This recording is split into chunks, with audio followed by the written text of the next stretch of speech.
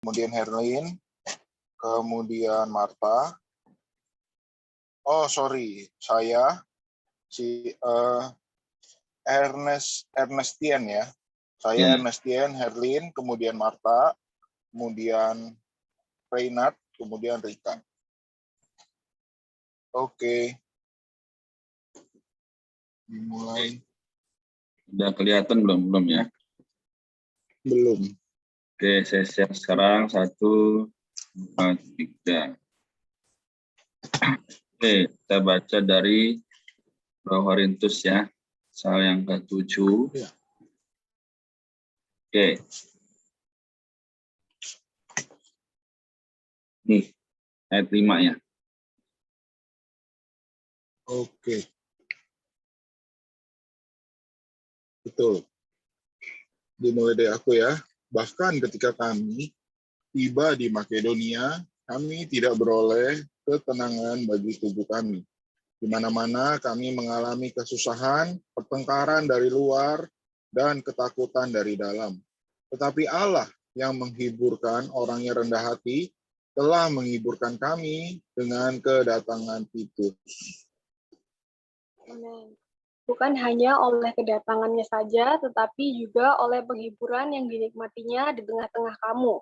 Karena ia telah memberitahukan kepada kami tentang kerinduanmu, keluhanmu, semangatmu untuk membela aku, sehingga makin bertambah sukacitaku.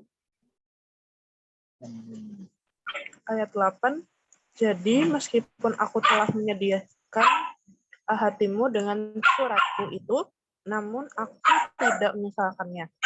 Memang pernah aku menyesalkannya karena aku lihat bahwa surat itu menyedihkan hatimu, kendati pun untuk seketika saja selamanya.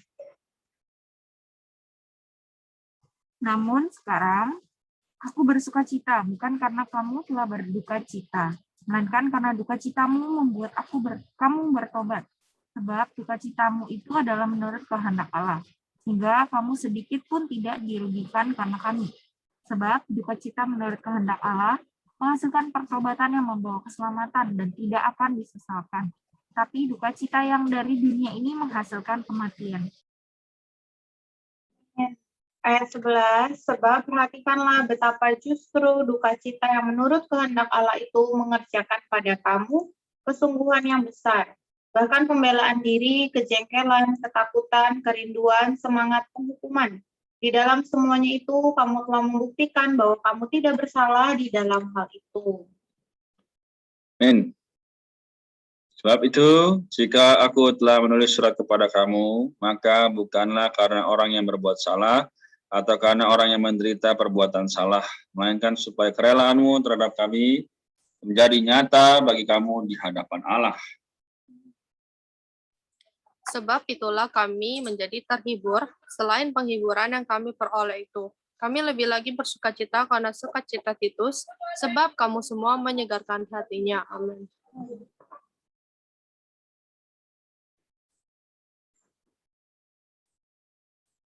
Balik ke David ya. Oh, sorry, aku masih mute. Aku memegahkan kamu kepadanya dan kamu tidak mengecewakan aku. Kami senantiasa mengatakan apa yang benar kepada kamu. Demikian juga kemegahan kami di hadapan Titus sudah ternyata benar. Dan kasihnya bertambah besar terhadap kamu. Bila mana ia mengingat ketaatan kamu semua, bagaimana kamu menyambut kedatangannya dengan takut dan gentar.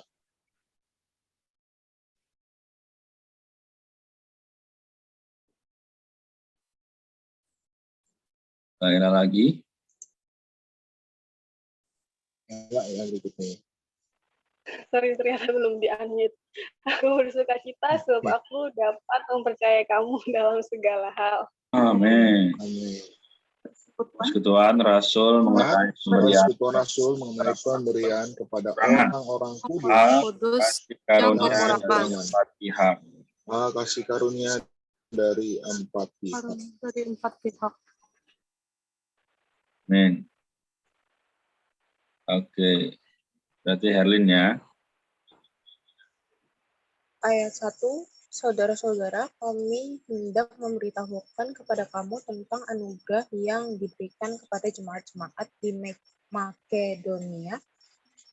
Ayat 2, selagi dicoba dengan berat dalam berbagai penderitaan, sukacita mereka meluap, dan meskipun mereka sangat miskin, namun mereka kaya dalam kemurahan. Ya, 3. Aku bersaksi bahwa mereka telah memberi menurut kemampuan mereka, bahkan melampaui kemampuan mereka.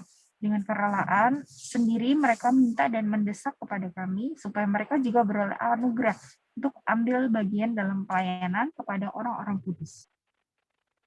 Ayat 5, mereka memberikan lebih banyak daripada yang kami harapkan. Mereka memberikan diri mereka, pertama-tama kepada Allah, kemudian oleh karena kehendak Allah juga kepada kami. Sebab itu kami mendesak Titus supaya ia mengunjungi kamu dan menyelesaikan pelayanan kasih itu sebagaimana ia telah memulainya. Amin.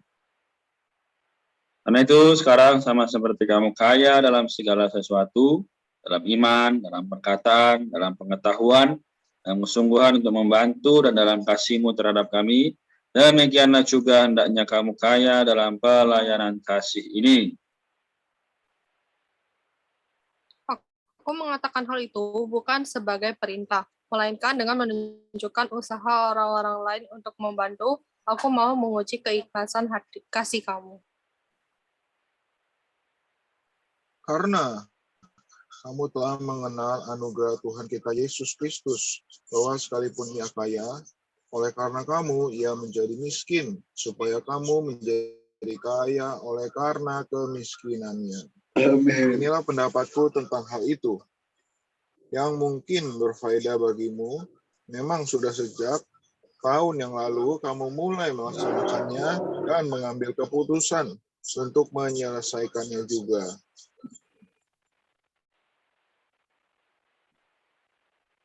Amen. Selesaikan jugalah pelaksanaannya itu sekarang. Hendaklah pelaksanaannya sepadan dengan kerelaanmu, dan lakukanlah itu dengan apa yang ada padamu. Amin. Ayat 12. Ayat 12, sebab jika kamu rela untuk memberi, maka pemberianmu akan diterima kalau pemberianmu itu berdasarkan apa yang ada padamu, bukan berdasarkan apa yang tidak ada padamu.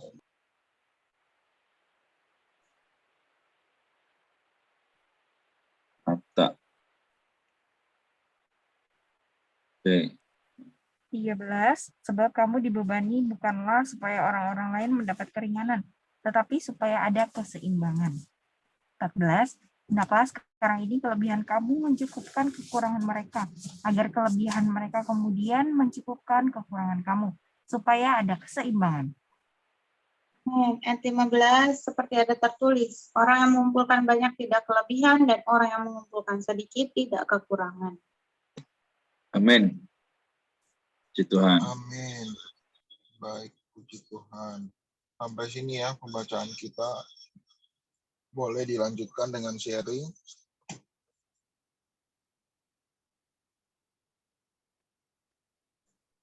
Saya mulai dulu ya. Mana yang terberkati boleh. Oke, silakan Kore. Ya, puji Tuhan, saudari. Sekali lagi kita berkata puji Tuhan berarti apa? Kita memuji dirinya, kita memuji kasihnya, kita memuji segala kebaikannya. Ayat pasal 7 ya, dari tadi kita baca ayat 5 ya, terus sampai 8 ayat 15 ini, saya melihat satu garis besar ya, atau benang merah. Rasul Paulus kembali lagi juga betul-betul menyatakan kemuliaan Allah. Ya, bagaimana Rasul Paulus ini begitu memperhatikan kaum beriman di Korintus. Ya, jadi di ayat yang ke-8 dia berkata bahwa jadi meskipun aku telah menyedihkan hatimu dengan surat ini itu, namun aku tidak menyesalkannya. Memang pernah aku menyesalkannya karena aku lihat bahwa surat itu menyedihkan hatimu. Kendati pun untuk mereka seketika saja lamanya. Apa sih surat itu? Ya, jadi sebenarnya Rasul Paulus ingin pergi ya, dia menulis surat makanya. Tapi dia sadar ketika dia menulis surat, Jemaat di sana bersedih hati, ya. Sekarang apa? Di ayat 9 dia berkata, namun sekarang aku bersuka cita, bukan karena kamu telah berduka cita, melainkan karena duka citamu membuat kamu bertobat. Sebab duka citamu itu adalah menurut kehendak Allah, yang kamu sedikit pun tidak dirugikan karena kami. Jadi Rasul Paulus pergi, mereka baru sedih, mereka mau bertobat begitu. Dan biasanya demikian ya, kalau ada seorang yang melayani sekian lama, tapi orang-orang di tempat itu nggak mau ya sungguh-sungguh, nggak mau serius. Ketika orang itu mau pergi, barulah, oh aku menyesal ya, aku berduka kenapa kamu pergi, demikian dan sebagainya. Maka di saat ini, ya Rasul Paulus yang telah mencurahkan segala sesuatunya bagi Tuhan dan kepada jemaat, mau nggak kita demikian? Mau nggak kita memiliki perasaan yang sama seperti Rasul Paulus terhadap apa? Teman-teman kita di Tangerang Selatan, terhadap apa? Keluarga kita yang belum percaya. Nah, maka tadi di ayat yang ke-15 ya, dan kasihnya bertambah besar terhadap kamu bila mana ia mengingat ketaatan kamu semua, bagaimana kamu menyambut kedatangannya dengan takut dan gentar. Artinya apa? Bukan hanya kepada orang-orang yang kita kenal, bahkan orang-orang yang tidak kenal pun ketika mereka melihat diri kita begitu kudus, begitu menjadi terang, kasih mereka juga bisa besar.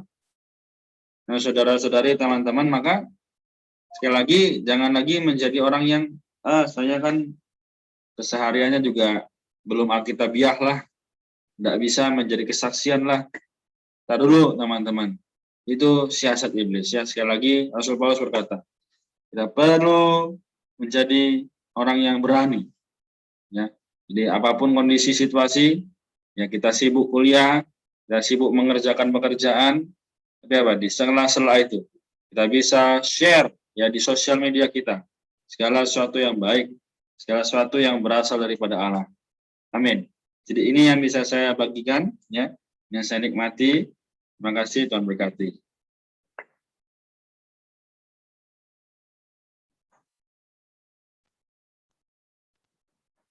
Dari yang lain ada?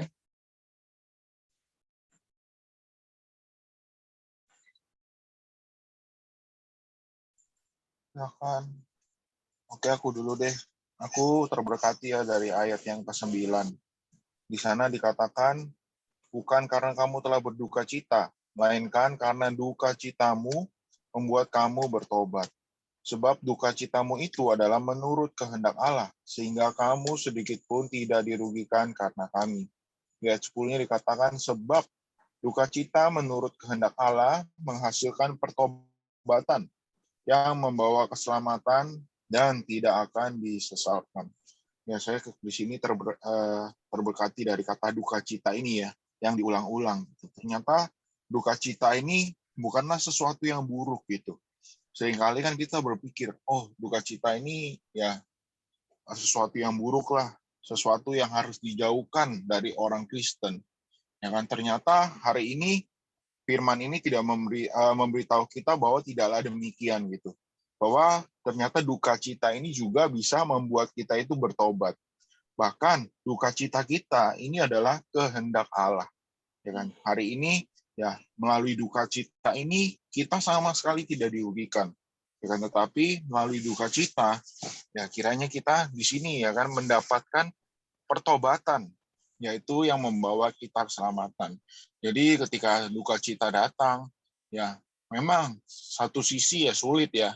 Bagaimana kita bisa melewati duka cita ini? Tetapi kita harus tahu gitu bahwa duka cita ini ternyata adalah kehendak Allah gitu. Bahwa duka cita ini yaitu ternyata membawa keselamatan bagi kita, sehingga ya kita bisa kembali dipulihkan, ya kan? Kita bisa kembali mengucap syukur kepada Allah di atas setiap duka cita yang kita alami. Amin. Amin. Oke. Silakan yang lain. Boleh dilanjutkan. Rika, Ella, Marta, Lisa, ada yang mau share atau tanya?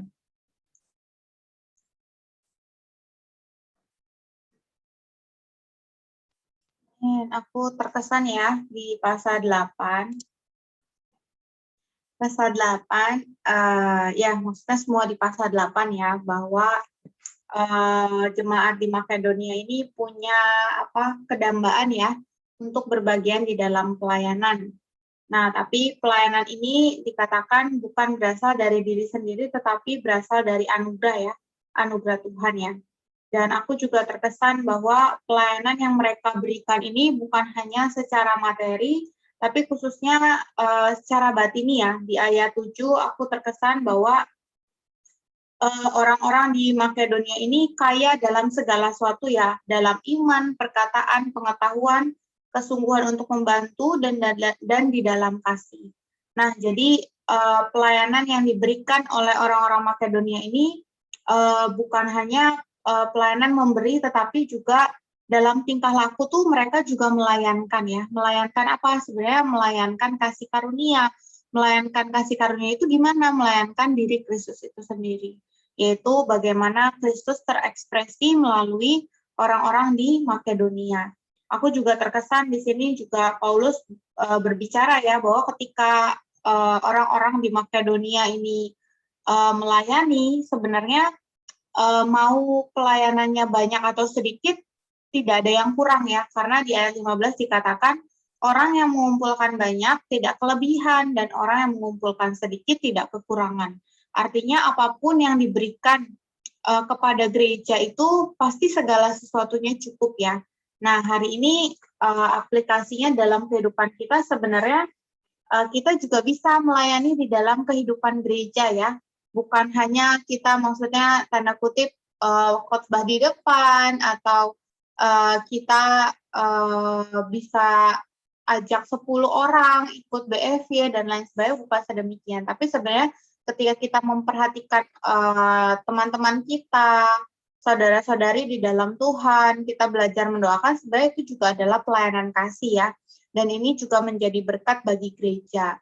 Jadi hari ini aku juga terkesan bahwa hari ini pelayananku terhadap setiap orang itu bukan berasal dari diriku sendiri, tetapi berasal dari anugerah Tuhan. Jadi anugerah Tuhan inilah yang menggerakkan kita bisa melayani Tuhan, kita bisa tergerak memberitakan Injil, juga kita bisa tergerak memperhatikan orang-orang di sekitar kita. Jadi hari ini anugerah Tuhan, siapa yang punya? Kita semua punya anugerah Tuhan karena kita sudah diselamatkan. Jadi hari ini kita nggak punya alasan untuk nggak melayani Tuhan ya, untuk nggak melayankan Tuhan, karena kita sudah punya anugerah itu di dalam kita. Nah, tanggung jawabnya atau apa yang kita kerjakan adalah kita belajar peka terhadap perkataan anugerah itu yang ada di dalam kita. Kalau kita taat, kita bisa menjadi berkat bagi gereja. Kalau kita nggak taat, ya kita susah gitu jadi berkat bagi gereja. Hari ini aku yakin lah teman-teman juga saudari yang lain punya hati ya untuk menjadi berkat bagi banyak orang ya, bagi gereja juga. Nah, hari ini gimana caranya? Pertama, kita perlu belajar melihat bahwa pelayanan kita berasal dari anugerah ya. Anugerah Allah, bukan karena kemampuan kita sendiri, bukan karena kita hebat ya. Kalau ngelihat orang-orang di luar sana, mereka lebih capable daripada kita, mereka lebih berkapasitas, baik secara tingkah laku, karakter mungkin bisa lebih bagus gitu, tapi Tuhan memilih kita gitu. Nah, hari ini pemilihannya membawa kita bisa melayani. Nah, melayani tadi aku juga udah bilang, melayani ini bukan hanya secara materi kita memberikan sesuatu, tapi ketika kita mendoakan juga kita sebenarnya sedang melayani gereja. Jadi hari ini, puji Tuhan, apa yang kita lakukan hari ini, ketika kita mendoakan orang satu sama lain, kita juga sedang melayani orang ya, sedang menyalurkan anugerah yang telah Tuhan berikan kepada kita, juga kepada orang lain. Amin. Haleluya.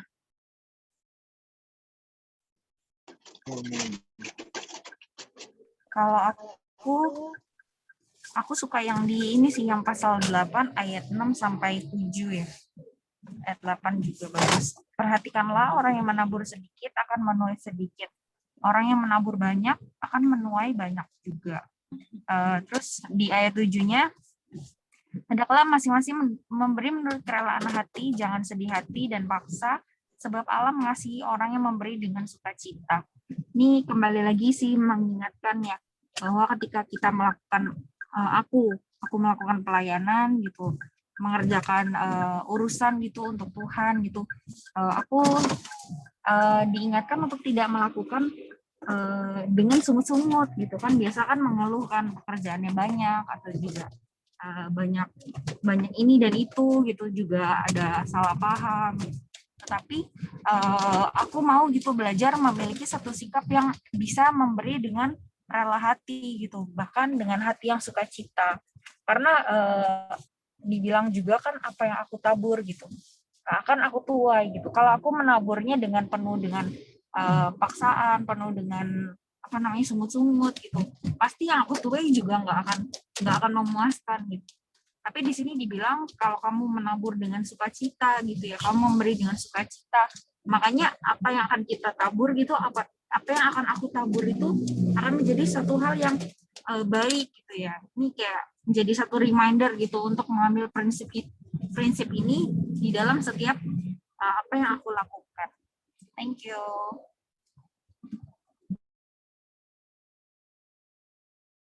Amin. Terima kasih, Marta. Ada lagi dari yang lain? Kalau aku ayat 8 pasal 8, aku mengatakan hal itu bukan sebagai perintah, melainkan dengan menunjukkan usaha orang-orang lain untuk membantu. Aku mau menguji keikhlasan kamu. Udah, itu aja kok. Amin. Itu ya. Puji Tuhan. Oke. Herlin. Yang mana lagi?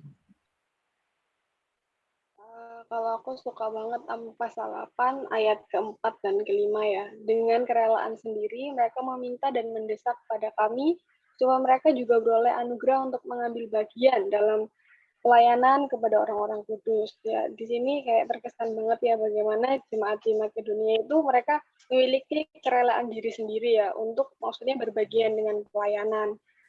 Kita perlu juga menjadi orang-orang kaum beriman zaman sekarang yang punya kerelaan ya untuk melayani, bukan melulu kayak kita mau dilayani doang, tapi kita juga ada hati kerelaan diri untuk mau melayani. Sama yang di ayat 5-nya juga bagus ya. Mereka memberikan lebih banyak daripada yang kami harapkan. Mereka memberikan diri mereka pertama-tama kepada Allah, kemudian oleh karena kehendak Allah juga kepada kami. Jadi mereka pertama kita juga perlu merelakan diri kita bagi Allah ya. Setelah itu baru kayak Tuhan berkehendak, kita juga bisa berguna bagi saudara-saudari kita yang lain. Amin. Amin. Thank you, Ella. Baik. Gimana Kak David? Oke, baik, sudah semua. Belum. Apa? Karena waktu ya. Oh ya. Mari kita tutup dalam doa ya. Kita boleh doa, 2 orang atau 3 orang boleh berdoa.